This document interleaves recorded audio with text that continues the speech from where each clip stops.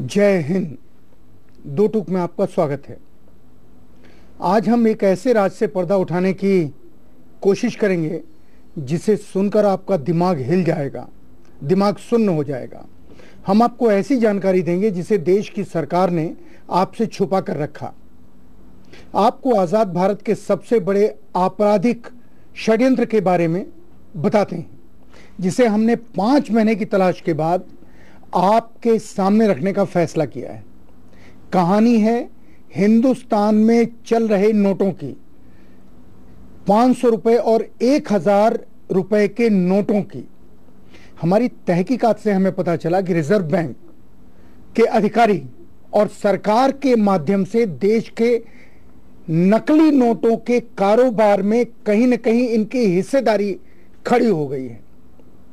दरअसल हुआ क्या, नेपाल की सीमा से लगे हुए बिहार और उत्तर प्रदेश के कुछ बैंकों के ऊपर सीबीआई ने छापा मारा। शिकायतें आ रही थी कि बॉर्डर में नकली नोट बहुत चल रहे हैं और बैंक दे रहे हैं। जब छापा मारा तो इन बैंक अधिकारियों ने कहा कि हम तो वो नोट लोगों को देते हैं जो नोट देश के रिजर्व बैंक हमें भेजता है। यहां से एक सीबीआई अधिकारी के दिमाग में कुछ ठनका और उसने कहा कि चलो क्यों नहीं हम रिजर्व बैंक को एक बार खंगाल लें। अगस्त 2010 में, ध्यान दीजिए, अगस्त 2010 में सीबीआई की उच्च स्तरीय टीम ने भारत के रिजर्व बैंक के वॉल्ट में छापा मारा। रिजर्व बैंक के वॉल्ट में छापा मारा। सीबीआई के अधिकारियों का दिमाग उस समय बंद हो गया, सन्न हो गया, खौल उठा जब उन्होंने देखा कि रिजर्व बैंक ऑफ इंडिया के खजाने में नकली नोट हैं, वॉल्ट में नकली नोट हैं।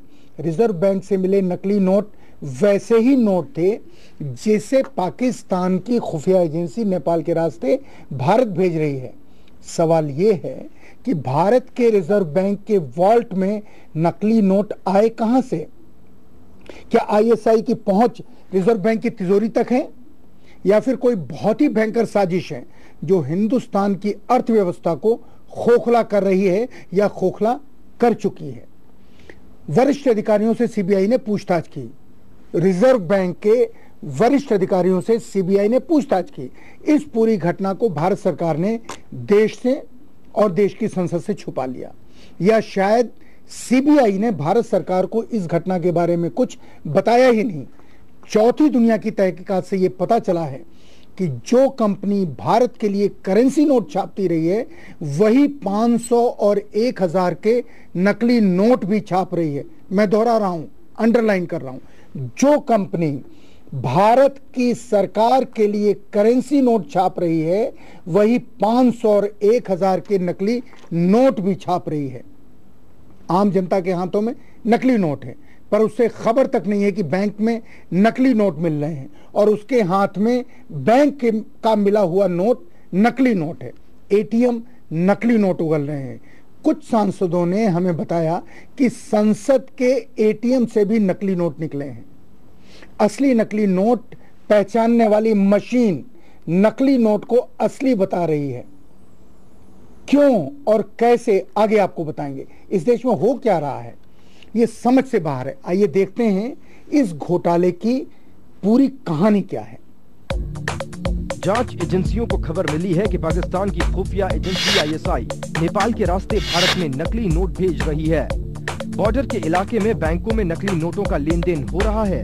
आईएसआई के रैकेट के जरिए 500 रुपए के नोट 250 रुपए में बेचे जा रहे हैं।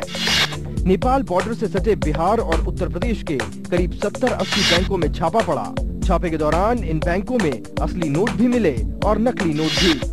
इन बैंकों में इसलिए छापा पड़ा क्योंकि जांच एजेंसियों को लगा कि नकली नोट नेपाल के जरिए बैंक तक पहुंचे हैं।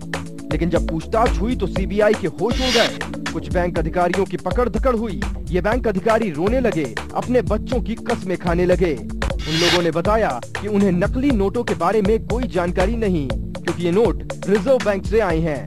ये किसी एक बैंक की कहानी होती तो इसे नकारा जा सकता था, लेकिन हर जगह यही पैटर्न मिला।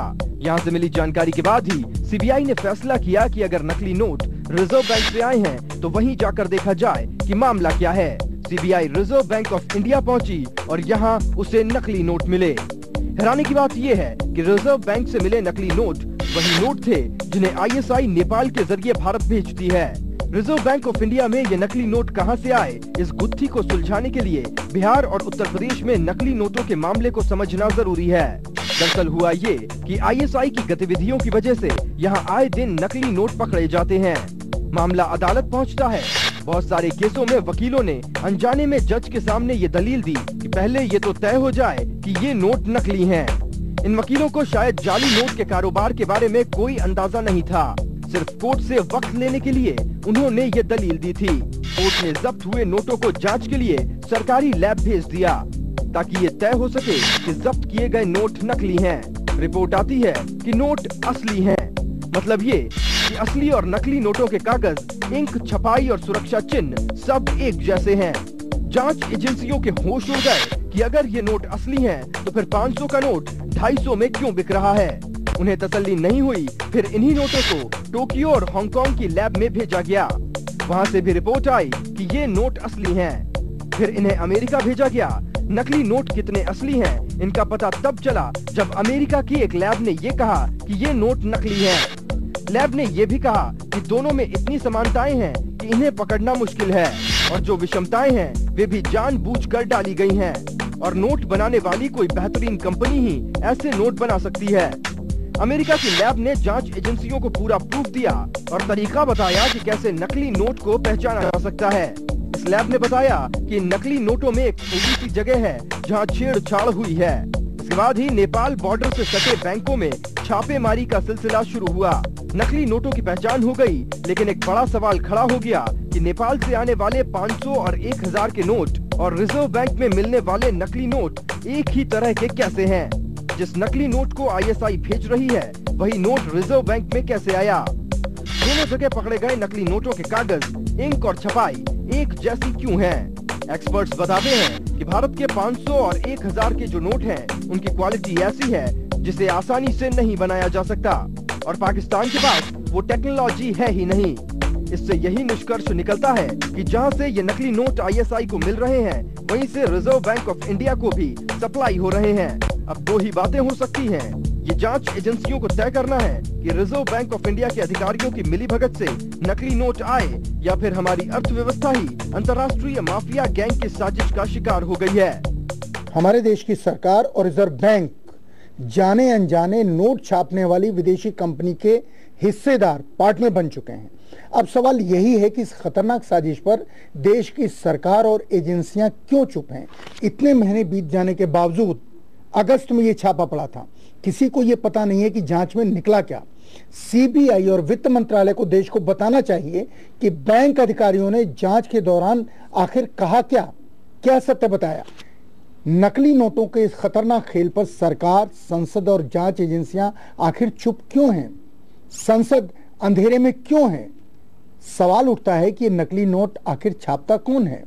एक ब्रेक लेते हैं और ब्रेक के बाद आपको बताएंगे उस कंपनी के बारे में जिसने रिजर्व बैंक को, भारत सरकार के रिजर्व बैंक को नकली नोटों की सप्लाई की। बस थोड़ा सा इंतजार।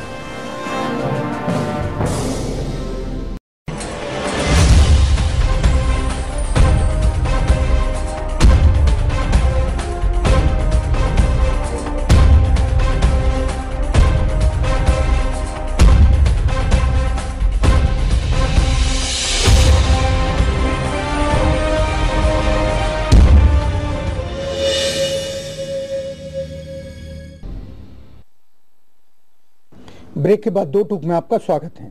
ब्रेक से पहले हमने बताया कि किस तरह रिजर्व बैंक ऑफ इंडिया के वॉल्ट में नकली नोटों ने अपना घर बना लिया है।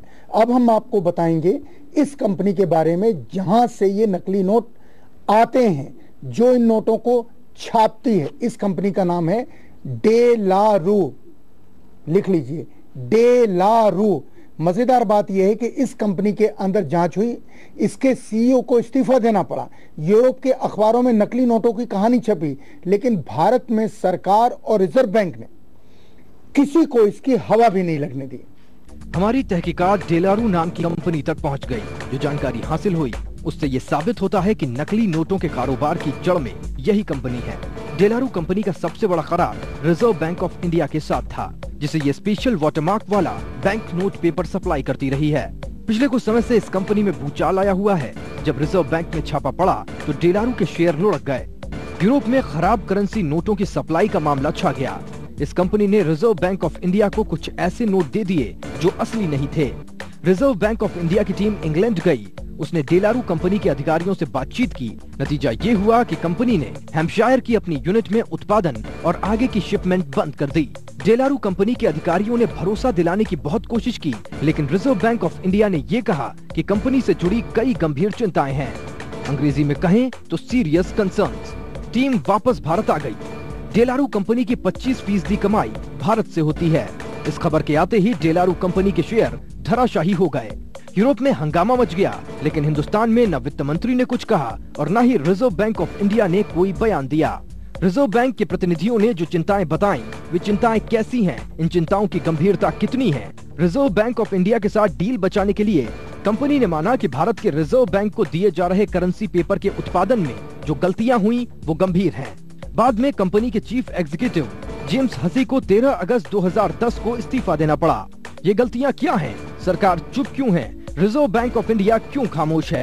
मजेदार बात यह है कि कंपनी के अंदर इस बात को लेकर जांच चल रही थी और एक हमारी संसद है जिसे कुछ पता नहीं है। 5 जनवरी 2011 को ये खबर आई कि भारत सरकार ने डेलारू के साथ अपने संबंध खत्म कर लिए हैं। पता ये चला कि 16,000 टन करेंसी पेपर के लिए रिजर्व बैंक ऑफ इंडिया ने डेलारू की 4 प्रतियोगी कंपनियों को ठेका दे दिया। रिजर्व बैंक ऑफ इंडिया ने डेलारू को इस टेंडर में हिस्सा लेने के लिए आमंत्रित भी नहीं किया। रिजर्व बैंक ऑफ इंडिया और भारत सरकार ने इतना बड़ा फैसला क्यों लिया? इस फैसले के पीछे तर्क क्या है? सरकार ने संसद को भरोसे में क्यों नहीं लिया? 28 जनवरी को डेलारू कंपनी के टिम कोबोल्ट ने ये भी कहा कि रिजर्व बैंक ऑफ इंडिया के साथ उनकी बातचीत चल रही है, लेकिन उन्होंने ये नहीं बताया कि डेलारू का अब आगे रिजर्व बैंक ऑफ इंडिया के साथ कोई समझौता होगा या नहीं। इतना सब कुछ हो जाने के बाद भी डेलारू से कौन बात कर रहा है और क्यों बात कर रहा है? मजेदार बात ये है कि इस पूरे घटनाक्रम के दौरान रिजर्व बैंक ऑफ इंडिया खामोश रहा। हमारी तहकीकात के दौरान एक सनसनीखेज सच और सामने आया। डेलारू अंतर्राष्ट्रीय कंपनी है। इसने हिंदुस्तान में एक कंपनी रजिस्टर कराई, उसका नाम रखा De La Rue cash system India private limited.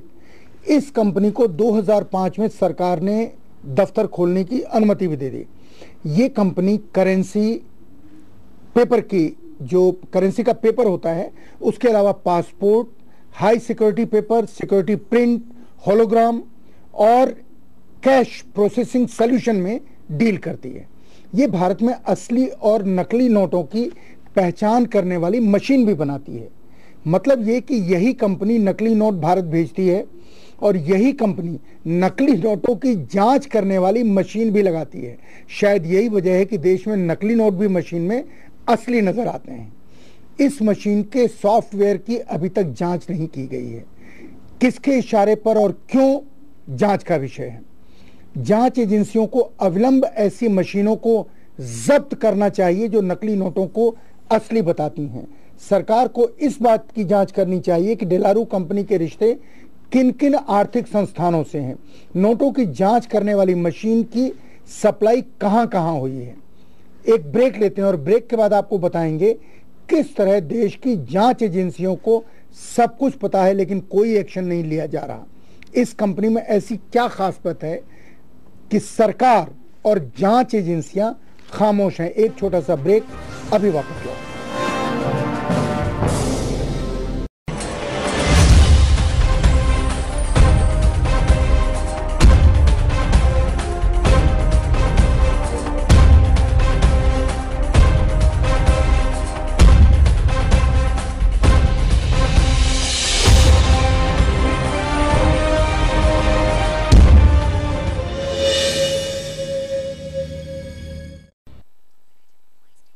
Break के बाद 2 टूक में आपका स्वागत है। एक और गंभीर बात आपको बताते हैं। जब नकली नोट मिले, उन नकली नोटों को कई लेबोरेटरीज में हिंदुस्तान में भेजा गया जांच करने के लिए। इन सब ने कहा कि ये नकली नोट नहीं है, ये असली नोट है। इसके बाद गलती से सीबीआई ने इन नोटों को विदेश भेज दिया, जिसमें एक अमेरिका की लैब है। वहां से पता चला एक हल्का सा डॉट उसका फर्क था, उसकी वजह से पकड़ में आए कि ये नोट असली नहीं है, नकली नोट है, जिसके बाद सीबीआई ने अपनी कार्रवाई शुरू की। आज हम आपको बताते हैं कि किस तरह सीबीआई को डेलारू कंपनी और यूरोप से चल रहे नकली नोटों का कारोबार पूरी तरह उसके इल्म में है, उसकी जानकारी में है। सरकार के आंकड़े ही बताते हैं कि 2006 से 2009 के बीच 7,34,100 रुपए के नोट, 5,76,000 के 500 रुपए के नोट और 1,09,000 रुपए के 1,000 रुपए के नोट बरामद किए गए। नायक कमेटी के मुताबिक देश में लगभग 1,69,000 करोड़ जाली नोट बाजार में है। नकली नोटों का कारोबार कितना खतरनाक रूप ले चुका है, ये जानने के लिए पिछले कुछ सालों में हुई कुछ महत्वपूर्ण बैठकों के बारे में जानते हैं। इन बैठकों से ये अंदाजा लगाया जा सकता है कि देश की एजेंसियां सब कुछ जानते हुए भी बेबस और लाचार हैं। इस धंधे की जड़ में क्या है, ये हमारे खुफिया विभाग को पता है। नकली नोटों के लिए बनी ज्वाइंट इंटेलिजेंस कमेटी ने अपनी रिपोर्ट में लिखा कि भारत नकली नोट प्रिंट करने वालों के स्रोत तक नहीं पहुंच सका है।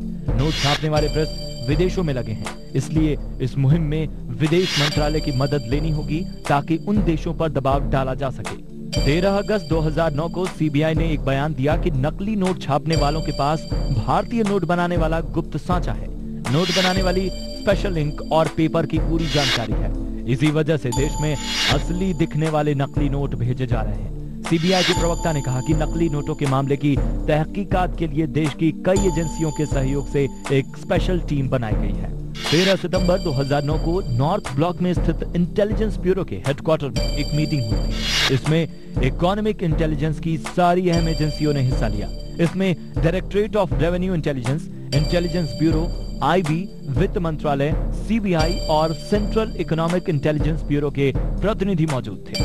इस मीटिंग का निष्कर्ष ये निकला कि जाली नोटों का कारोबार अब अपराध से बढ़कर राष्ट्रीय सुरक्षा का मुद्दा बन गया है। इससे पहले कैबिनेट सेक्रेटरी ने एक उच्च स्तरीय बैठक बुलाई थी, जिसमें reserve bank of India, IB, DRI, ED, CBI, CIB, custom और अर्धसैनिक बलों के प्रतिनिधि मौजूद थे। इस बैठक में यह तय हुआ कि ब्रिटेन के साथ यूरोप के दूसरे देशों से इस मामले में बातचीत होगी, जहां से नोट बनाने वाले पेपर और इंक की सप्लाई होती है। तो अब सवाल उठता है कि इतने दिनों बाद भी सरकार ने कोई कार्रवाई क्यों नहीं की? जांच एजेंसियों को किसके आदेश का इंतजार है? हमारी जांच टीम को एक सूत्र ने बताया कि डेलारू कंपनी का मालिक इटालियन माफिया के साथ मिलकर भारत के नकली नोटों का रैकेट संचालित कर रहा है। डेलारू के साथ जब करार खत्म कर 4 नई कंपनियों के साथ करार हुआ तो विपक्ष को क्यों पता नहीं चला? क्या संसद में उन्हीं मामलों पर बहस होगी जिनकी रिपोर्ट मीडिया में आएगी? अगर जांच एजेंसियां ही कह रही हैं कि नकली नोटों का कागज असली नोट के जैसा है, तो फिर सप्लाई करने वाली कंपनी डेलारू पर कार्रवाई आखिर अब तक क्यों नहीं हुई? सवाल उठता है कि जब देश की सबसे अहम एजेंसी ने इसे राष्ट्रीय सुरक्षा का मुद्दा बताया, जब सरकार ने इसके ऊपर ध्यान क्यों नहीं दिया? डेलारू कंपनी ने नकली नोट सप्लाई किए तो संसद को क्यों सरकार ने नहीं बताया? पाकिस्तान में आईएसआई या आतंकवादियों के पास जो नकली नोट हिंदुस्तान आते हैं, वे यूरोप के रास्ते आते हैं। भारत सरकार, रिजर्व बैंक ऑफ इंडिया और देश की जांच एजेंसियां अब तक नकली नोटों पर नकेल नहीं कस पाई हैं। जो कुछ यूरोप में हो रहा है उस पर हिंदुस्तान की सरकार और रिजर्व बैंक ऑफ इंडिया चुप है। आखिर सरकार को किसके आदेश का इंतजार है? हिंदुस्तान की अर्थव्यवस्था खोखली हो जाए, हम पूरे के पूरे, शायद जो महंगाई है, जो भ्रष्टाचार है, जो गरीबी है, उससे न लड़ पाने का एक बड़ा कारण ये नकली नोट और इनकी वजह से अर्थव्यवस्था की खोखली होती हुई स्थिति भी है। आपके सामने हमने ये बात रखी, हमें नहीं पता सरकार इस बात को संसद के सामने कब रखेगी। सरकार अपना कर्तव्य पूरा करे या न करे, हम अपना कर्तव्य पूरा करेंगे और आपको दो टूक बताएंगे इस मुल्क में चल रही विभिन्न किस्म की कहानियों का सच क्या है। हम जो कहते हैं सच कहते हैं, दो टूक कहते हैं। जय हिंद। कैसा लगा आपको हमारा ये कार्यक्रम? आप अपनी राय दे सकते हैं feedback.dotook@gmail.com पर।